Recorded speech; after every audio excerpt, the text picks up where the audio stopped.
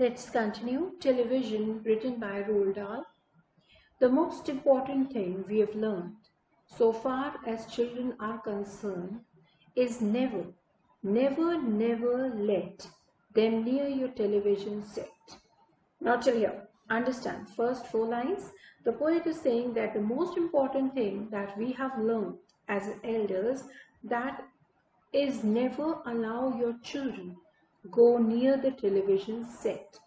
Now understand, language is easy. Maybe the lines are a little, out of the league, but of course it is still easy. The poem is very easy.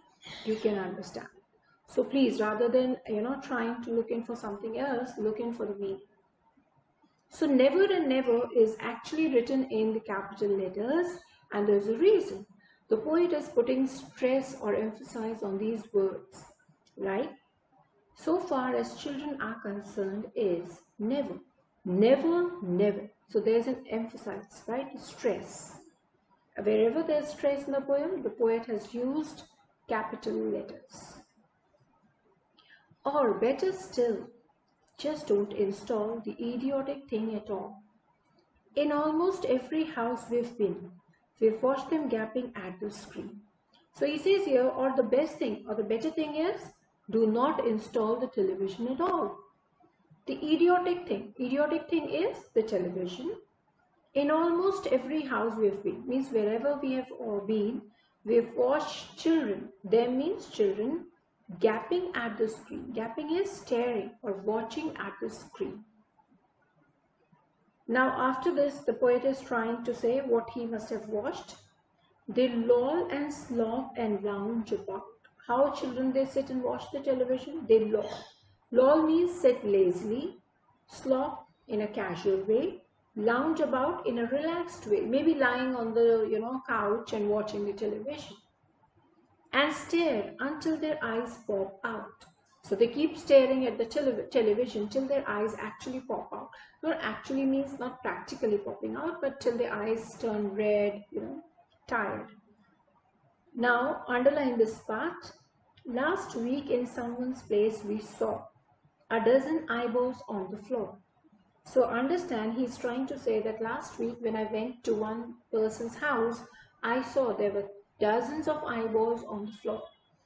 Practically, it is not possible.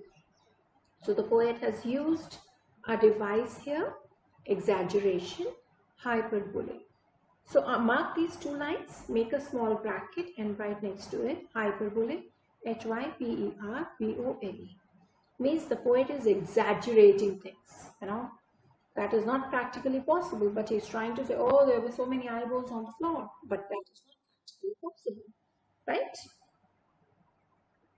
Now, next line. They sit and stare and sit until they're hypnotized by it.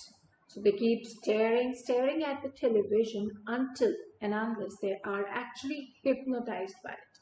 I'm sure you know hypnotized means fascinated, stuck. Until they're absolutely drunk. So they keep staring at the television till the time they are absolutely drunk with all that shocking, ghastly junk. So with all that, they keep on watching and they drink in what? Junk. Whatever is actually shown on the television. Junk, I'm sure you understand, right? And ghastly means horrible. Oh yes, we know. It keeps them still.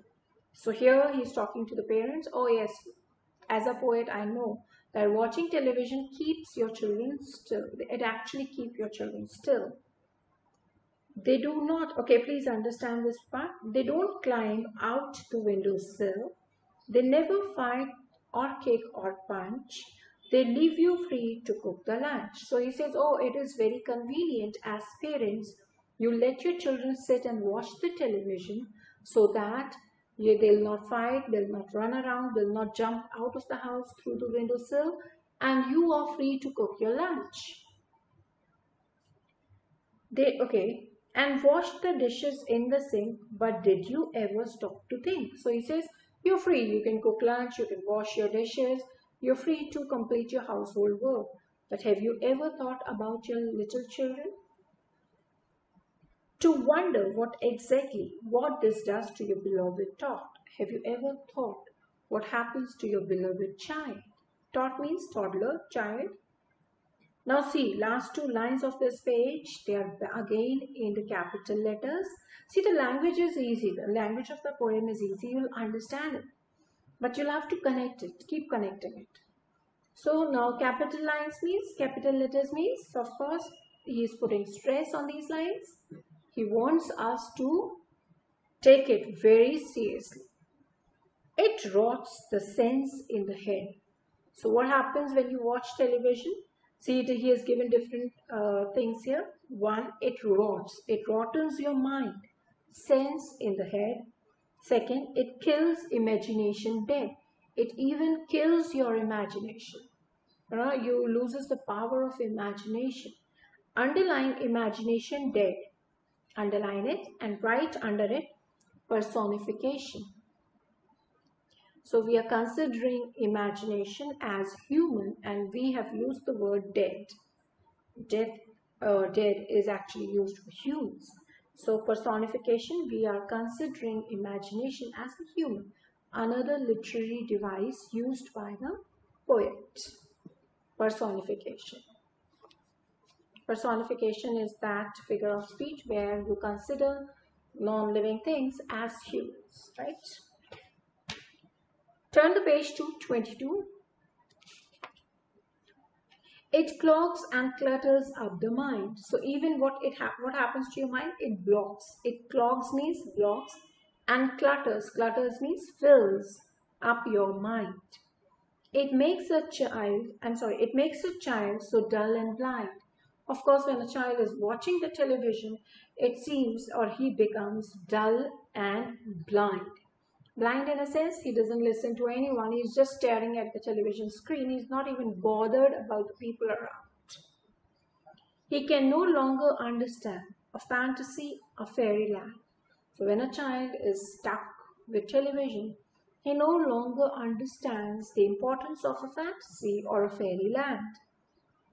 His brain becomes as soft as cheese. So his brain, it becomes like cheese, useless. Underline it, as soft as cheese, and right in front of it, simile. Another figure of speech used by the poet. Figure of speech or literary devices. Then his powers of thinking rust and freeze. So his power of thinking, it actually rusts and freezes. It's of no use then. He keeps watching, he doesn't use his brain. He's watching it. Oh, okay, this is happening. Fine. Right? He cannot think, he only sees. So rather than thinking or imagining things, he is only watching things. I hope this much is clear. I'll continue. All right, you cry, all right, you say, but if we take the sets away, what shall we do to entertain our darling children? Please explain. So these lines are said by the parents. So poet is saying that, of course, I know you'll say, okay, all right, we'll throw away our televisions. We'll not let them watch it, right? But if we take these sets away, then how are we going to entertain our children? We need a substitute to entertain our children. And if we do so, how are we going to do that? Right, we'll mark it till here. Please explain. The rest I'll continue in my next video. Right? Thank you. Please do read your poem. Please do read the introduction. And if possible, do go through the explanation given in your workbooks as well. Right? It's an easy one, but I really want you to, understand. Thank you.